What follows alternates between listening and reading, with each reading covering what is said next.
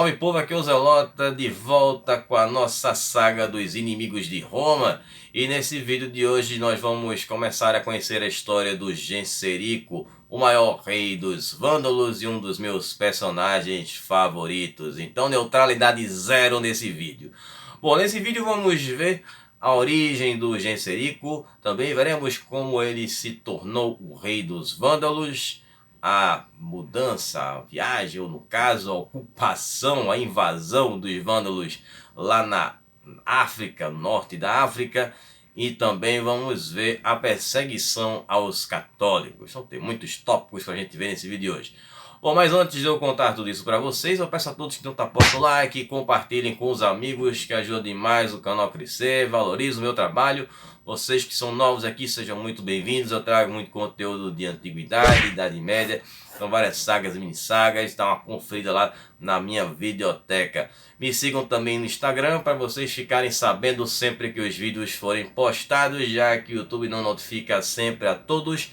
E também participar das enquetes para escolher os especiais.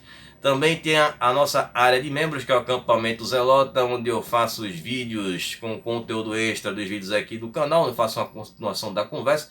Você pode dar um apoio aqui ao meu trabalho, que está ficando cada vez mais difícil dar continuidade aqui no YouTube. Bom, vídeos todas as quartas às 20 horas, sempre com a metodologia nada ortodoxa, com muitas imagens, muito conteúdo, sem enrolação. Vamos para a história do Genserico. O pessoal, Genserico foi o maior rei da história dos vândalos. Ele que nasceu no ano de 389 d.C., lá no Lago Balaton. Esse lago ficava localizado onde hoje está a Hungria. Bom, o Genserico, segundo fontes antigas, ele era um filho ilegítimo do rei dos vândalos, Godegicílio. Mas este rei o criou de forma igual aos seus filhos legítimos. Bom, o Genserico era conhecido pelas suas táticas brilhantes e astutas e ter sido um rei invicto contra os romanos. Durante todo o período em que ele ficou como rei dos vândalos, em que ele foi rei, ele não perdeu nenhuma batalha para os romanos. Bom, vou fazer aqui um breve resumo a respeito dos vândalos, só para contextualizar. Mas se vocês quiserem se aprofundar a respeito da história dos vândalos, eu vou deixar o card aqui em cima. E foram 3 vídeos que eu fiz a respeito dos vândalos, vocês podem conhecer melhor a história deles. Bom, vamos lá. Os vândalos, eles vieram lá da Escandinávia, no norte da Europa, e migraram para onde hoje fica a Polônia por volta de 130 a.C. Depois eles desceram um pouco mais ao sul, e foi quando eles tiveram o primeiro contato com os romanos. Por volta de 166 d.C., eles ficaram ali numa alternância entre aliados e antagonistas dos romanos, até chegar ao ano de 270, onde ali eles se declararam definitivamente como inimigos de Roma. E aí tivemos no final do século IV, início do século V, a invasão dos hunos, que vieram como uma verdadeira praga, atacando e destruindo tudo que vinha pela frente. Isso assustou muitos povos, que acabaram fugindo de onde viviam nos seus territórios e foram buscar abrigo nas fronteiras do Império Romano. Como os vândalos eram inimigos dos romanos, obviamente que os romanos não permitiram a entrada deles. Eles aguardaram até chegar o inverno em 406. Então, quando o rio Reno congelou, eles atravessaram o rio, perigosíssimo fazer isso, e junto deles quem veio foram foram os alanos, e estavam também fugindo dos hunos. E aí eles vão para a Gália, e depois da Gália eles descem e vão para a Espanha, a província romana da Espanha, ou Península Ibérica, caso vocês achem mais interessante chamar dessa forma. Eu, particularmente, fui chamar de Espanha porque era uma província romana chamada Espanha. Mas, enfim, quando os vândalos chegam lá na Espanha, eles vão dar de cara com quem? Com os visigodos, que já estavam estabelecidos por lá. Inclusive, tem até uma certa autorização dos romanos para estar ali. E então eles vão ter vários embates contra os visigodos. Porém, não eram só os visigodos que estavam por lá. Ainda haviam romanos. Então os vândalos tinham que se dividir em duas frentes de batalha, né? Enfrentar tanto os romanos como também os visigodos. Então a coisa era complicada.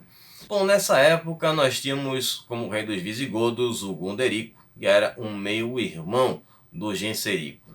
Ele era o rei dos vândalos e também acaba se tornando o rei dos alanos. Os alanos, que também vieram junto com os visigodos, foram mais para o oeste, viveram ali na Lusitânia, uma parte também onde fica a Espanha, mas a coisa não deu muito certo por lá, sofreram várias derrotas e acabaram migrando ali para viver junto com os vândalos e pediram para que o Gunderico fosse rei deles também. Bom, essa história eu conto no vídeo sobre os alanos, vou deixar o card também aqui em cima, mas vocês assistam só depois que terminar esse vídeo aqui, beleza? Bom, e aí os vândalos conseguiram conquistar cidades importantes na costa da Espanha e eram cidades portuárias, então eles teriam acesso aí para outros lugares caso a coisa ficasse complicada. Mesmo estando naquelas cidades, eles continuaram sendo ameaçados pelos visigodos e pelos romanos. O Gunderico, ele era um líder muito capaz, ele tinha um exército grande, já que agora ele contava com o seu povo e também tinha os alanos. Ele tinha a possibilidade de ficar conseguindo segurar o que ele tinha conquistado. Mas ele sabia que aquela ameaça não iria terminar nem tão cedo. E também que ele não teria condições de conquistar toda a Espanha. Então ele fica nessa situação de se segurar enquanto podia. Até chegar o ano de 428, quando ele faleceu. E ele vai ser sucedido pelo seu irmão, no caso meio-irmão, o Genserico, que assumiu o trono com 39 anos de idade.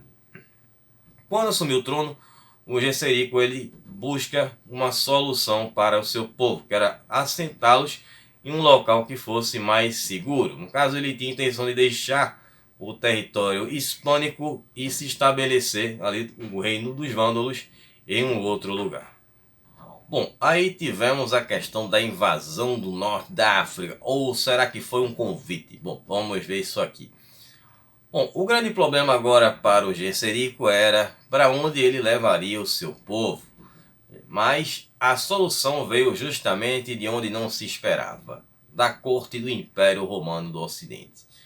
Bom, enquanto os vândalos estavam lutando com os visigodos, a corte romana continuava com as suas intrigas, mesmo com o Império em frangalhos, praticamente ruínas, ainda queriam lutar pelo trono, várias intrigas. Bom, o imperador na época era o Valentiniano III, que ainda era um menino. Ele assumiu o trono em 437 e ele era filho do Constâncio III e da Gala Placídia. O Constâncio III foi um dos últimos grandes romanos, um cara que conseguiu salvar o Império Romano do imperador Honório, que não fazia nada, e foi essa época que os hunos estavam com tudo ali atacando. E como ele chamava-se Flávio Constâncio, ele acabou tendo essa honraria de usar o nome de Constâncio III. Né? O Constâncio I foi o Constâncio Cloro, né? Pai do Constantino. Constâncio II foi um dos filhos do Constantino. Bom, e aí quem estava reinando como regente era Gala Placídia, né? Que era a mãe do imperador. Mas tinha também o general Flávio Aécio. Esse sim foi o último grande romano, né? Tanto Constâncio III como Flávio Aécio foram importantíssimos para essa sobrevida do Império Romano, que poderia ter caído muito antes. Bom, os romanos eles preferiam o Flávio Aécio, já que ele era um grande militar, foi um cara que desde a juventude ele passou, inclusive, uma época da sua vida vivendo com os hunos, claro que na era antes do Átila se tornar rei dos hunos, e ele sabia muito sobre os hunos, sabia muito sobre estratégias militares e conseguiu importantes vitórias ali, nas últimas importantes vitórias que os romanos tiveram. Então, claro que tinha uma questão de ciúme, uma questão de rivalidade entre o Aécio e a Gala Placídia. E um ficava sabotando os planos do outro. E aí quando chegou em 428, o Aécio ele armou uma situação contra Bonifácio, que era um governador das províncias romanas do norte da África. E também queria jogar isso contra a Gala Placídia. Bom, o que é que ele inventou? Ele disse que o Bonifácio ele estava traindo o imperador Valentiniano III. Então ele falou com a Gala Placídia, a imperatriz mãe, dessa traição do Bonifácio e disse para que ela chamasse o Bonifácio até Roma para que ele se explicasse sobre as coisas que estavam acontecendo. Só que ao mesmo tempo, o Aécio mandou uma mensagem para o Bonifácio, alertando que se ele fosse para Roma, Gala Placídia mandaria que ele fosse executado. Então o que aconteceu? O Bonifácio ele mandou uma carta dizendo que não iria para Roma. E foi o motivo aí que deu de bandeja para o Aécio dizer para Gala, tá vendo? É um traidor, eu avisei. Então Bonifácio teve que se preparar para um possível ataque vindo de Roma. Então o que é que ele fez? Ele resolveu convidar os vândalos que estavam na Espanha, desesperados para procurar um lugar melhor para viver, e acontece esse convite aí. Bom, essa é uma das versões, né? No caso, os vândalos viriam como aliados do Bonifácio para enfrentar os romanos. Segundo o relato do Procópio, o historiador, esse ponto da história aqui vamos ter essa divergência de versões. Bom, a questão é que a Gala ela reconheceu que o Bonifácio era inocente das acusações que o Aécio fez contra ele. E também achou estranho que ele tivesse convidado os vândalos para irem para o norte da África. Uma vez que ele governava o norte da África, ele governava 6 províncias. Então ele tinha um efetivo militar grande, não havia necessidade de trazer os vândalos para se juntar a ele. Só que aí, como Aécio e Gala eram rivais, você não sabia o que esperar dos dois, o Bonifácio ele chama os vândalos para ter um número maior de homens à sua disposição para enfrentar o que viesse lá de Roma. Bom, a outra versão diz que o Genserico, em uma batalha, ele acabou caindo do cavalo, machucou a perna e ficou manco, né? E na sequência, os vândalos tiveram uma batalha naval contra os visigodos. E aí, durante essa batalha, foi que os vândalos eles acabam indo para o norte da África e procuram se estabelecer em Cartago. Bom, a conclusão de tudo isso é que Genserico ele queria uma pátria para o povo dele, um lugar que fosse rico em recursos e ficasse livre dos visigodos. E aí ele acabou invadindo a África para enfrentar o Bonifácio. Bom, essa é outra versão, né? Caso o Bonifácio ele não ia conseguir segurar os vândalos e vinham junto com os alanos. Bom, a questão é que os vândalos podem ter simplesmente ter aceitado esse convite do Bonifácio e depois, mas claro, com segundas intenções que eram de tomar o norte da África para eles e tirar o Bonifácio do caminho. Bom, qual era a importância do norte da África? O norte da África era o principal fornecedor de grãos para Roma. Então, o Genserico tendo o controle do norte da África, ele teria o controle desses grãos que iriam para Roma. Então ele poderia cobrar taxas altíssimas aos romanos e explorar pesado. Bom, sendo uma versão ou outra, o Genserico chegou da Espanha até o norte da África, fez essa viagem, levando 80 mil homens em 429. Os historiadores divergem com relação à quantidade de homens, se eram 80 mil ou eram 20 mil, mas o número mais aceito é de 80 mil. E, claro, lembrando que os alunos estavam juntos. E aí quando ele chega na África, tendo sido convidado ou não pelo Bonifácio, o Genserico se voltou contra o anfitrião e atacou os romanos. E aí ele começou a conquistar as cidades no norte da África. E aí teve a cidade de Hipona, que era uma cidade muito importante, e os vândalos fizeram um cerco de 14 meses. A cidade de Hipona foi fundada pelos fenícios e atualmente é a cidade de Annaba, lá na Argélia. Bom, na cidade de Hipona é onde vivia o bispo Agostinho de Hipona, que acabou falecendo durante esse cerco. Bom, ele temia muito uma questão de ter uma conversão forçada ao arianismo. Esse ponto eu vou falar mais na frente. E, bom, depois que ele faleceu, depois ele é canonizado e se tornou aí o Santo Agostinho, mais conhecido dessa forma aí por muitos.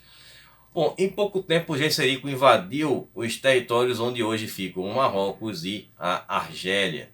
Genserico levou com ele muitos prisioneiros, muitas pessoas de patrícios romanos, alta sociedade, e entre eles estava o Marciano, Marciano que viria a se tornar imperador romano em 450. Genserico por várias vezes tentou emplacar o Marciano como imperador. Bom, aí ele tratou todo mundo bem, né, com cordialidade, contanto que os romanos não se voltassem contra os vândalos. Então nenhum mal seria feito a eles. Eles viveriam ali em paz no território dos vândalos, agora ali no norte da África. Bom, e claro que o Marciano, ele fez esse juramento aí, né, e honrou o seu juramento com os vândalos. E aí o Valentiniano III, ele não teve outra alternativa a não ser reconhecer essa perda dessas províncias romanas no norte da África, mas ele não abriu mão de Cartago, que viria a ser um próximo alvo dos vândalos. Aí os vândalos estabeleceram seu poder no norte da África, conquistando outras cidades, e em 439 finalmente aconteceu a conquista de Cartago, que veio a se tornar a capital do reino vândalo lá no norte da África. Então os vândalos continuaram ali com as suas conquistas em outras cidades pelo norte da África, e o Genserico se tornou ali o senhor do norte da África. E essa foi uma grande derrota para os romanos, né, que tiveram que amargar essa derrota e passaram 15 anos tentando reconquistar esse território sem sucesso, né, que só seria reconquistado já na era do Império Bizantino, durante o reinado do Justiniano o Grande, né, que teve lá como seu grande comandante o Belisário, que foi o responsável por essa vitória contra os vândalos. Bom, isso aí é um pequeno spoiler aí do futuro da história dos vândalos. Bom, mas está lá no vídeo dos vândalos, quem assistir já vai saber da história. Bom, com relação agora à perseguição aos católicos. Bom, os vândalos, eles eram cristãos arianos. E já os romanos, eles eram trinitários, né? O que seria mais na frente chamados de católicos. Bom, os vândalos, eles rejeitavam essa questão da Santíssima Trindade, porque eles consideravam que a Santíssima Trindade era uma heresia politeísta. Já os católicos consideravam o arianismo uma ameaça à verdadeira fé. Bom, o Genserico, ele, claro, como tinha essa rixa com os católicos, ele cobrava impostos muito mais altos aos católicos do que para os arianos. Bom, no entendimento do Genserico, o arianismo era o verdadeiro cristianismo. Eu vou abrir um parêntese para falar um pouco sobre o arianismo.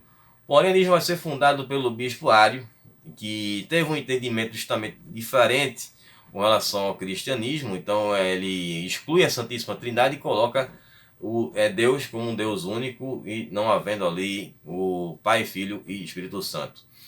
Então essa visão dele vai fazer com que ele seja expulso da igreja, vai ser expulso de Roma, e ele vai pregar justamente para os bárbaros, que vão acabar tendo uma aceitação. Como esses bárbaros germânicos, essas tribos germânicas, elas eram em maioria originárias da Escandinávia, da norte da Europa, então eles tinham aquela mitologia nórdica. Então, como os vândalos, no caso, eles tinham essa origem nórdica, eles acreditavam antes, né, quando eles eram pagãos, a respeito do deus Odin, né? Viam Odin como, né, o pai de todos, como o deus mais poderoso, e todos os deuses estavam abaixo dele. E eles comparavam o caso Jesus a Thor, né, que era um filho de Odin, mas não era Odin. Então por isso tinha essa diferença aí. Então eles não acreditavam na Santíssima Trindade. Então eles foi uma sacada até genial do caso do Ário, de pregar o cristianismo de uma forma que seria melhor aceita para os germânicos, porque eles teriam essa associação às suas origens pagãs. Bom, o conceito de três divindades igualmente poderosas, sendo no caso governada por um único Deus, era uma coisa que era inaceitável para o Genserico. Então ele vai se colocar contra todos que não acreditavam no que ele acreditava. Então nenhum católico chegou a servir no governo ali do Genserico. Apenas arianos, e que também eram pessoas que fossem extremamente leais a ele. Bom, apesar dessas perseguições aos católicos, o reino vândalo acabou florescendo lá no norte da África. E depois teremos outras invasões, como o grande saque de Roma. E nós veremos no próximo vídeo. Bom, espero que vocês tenham gostado, que vocês tenham entendido. Nos veremos na próxima semana com a sequência da história do Genserico, com esse grande saque de Roma. Também teremos outras batalhas e como terminou o reinado dele. Bom, a gente se vê agora na próxima semana. Para quem é membro aqui do canal, a gente vai continuar essa conversa sobre as sanções que o Genserico fez aos católicos. Então a gente se vê na próxima quarta. Um abraço do Zelota. Até lá. Falou, pessoal.